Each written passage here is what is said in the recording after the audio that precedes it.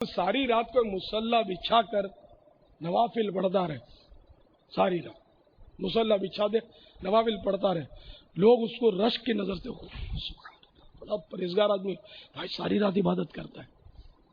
اور اگر ساری رات کوئی دینی کتاب کا مطالعہ کرے، علم دین کی تکرار کرے یا علم دین کی کتاب لکھے، اس کو کوئی بھی نہیں کہے گا کہ عبادت کر رہے. اگرچہ یہ اس عبادت سے اگر میں کہوں کہ 1,00,000 گنا افضل ہے تو شاید غلط نہ ہو.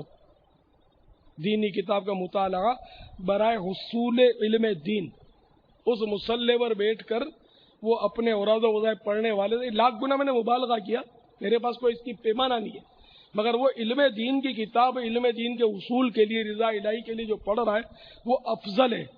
ان دونوں میں یہ افضل رہے گا.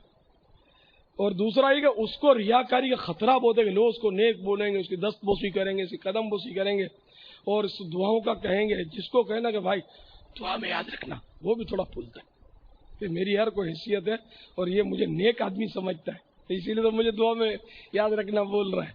تو یہ سب ایسی باتیں ہیں کہ آدمی کو خطرے میں ڈالتی. اس کا مطلب یہ نہیں کہ وہ عبادت چھوڑ دے. میں تو دونوں میں تقابل پیش کر رہا تھا.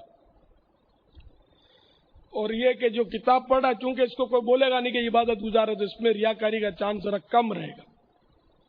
کتاب لکھنے والے کو ریاکاری کا چانس رہے گا کیونکہ اس کا نام کتاب پر چھپے گا. یہ بہت بڑا امتحان ہے. اور نام کے لیے تو آپ کو پتہ ہی ہے کہ لوگوں کو کتنی پڑی ہوتی ہے اور بالکل کھانچے نکالتے ہیں. کوئی با اہتمام کر کے نام ڈالتا ہے، کوئی کچھ نکالتا ہے.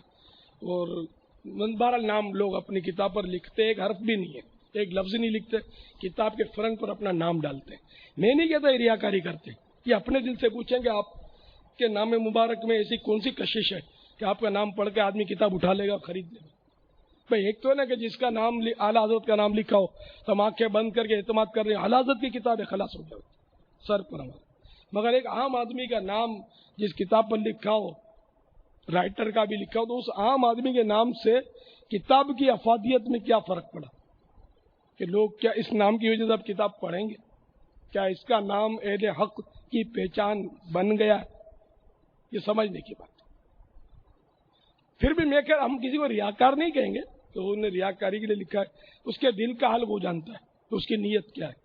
کسی کو ریاکار کہنا اس کے دل پر حکم لگانا ہے اور یہ جائز نہیں ہے جب تک کوئی واضح قرینہ کوئی شرعی ثبوت نہ ہو ہمارے پاس. تو یہ تو میں تو بولتا رہتا ہوں، نئی بات نہیں میرے لیے، کوئی مانتا بھی نہیں ہے. ادھر سے سنی ادھر سے نکال دی. نام جب چسکا جو لگا ہوتا ہے تو آدمی تھوڑی اس طرح آسانی سے باز آئے گا.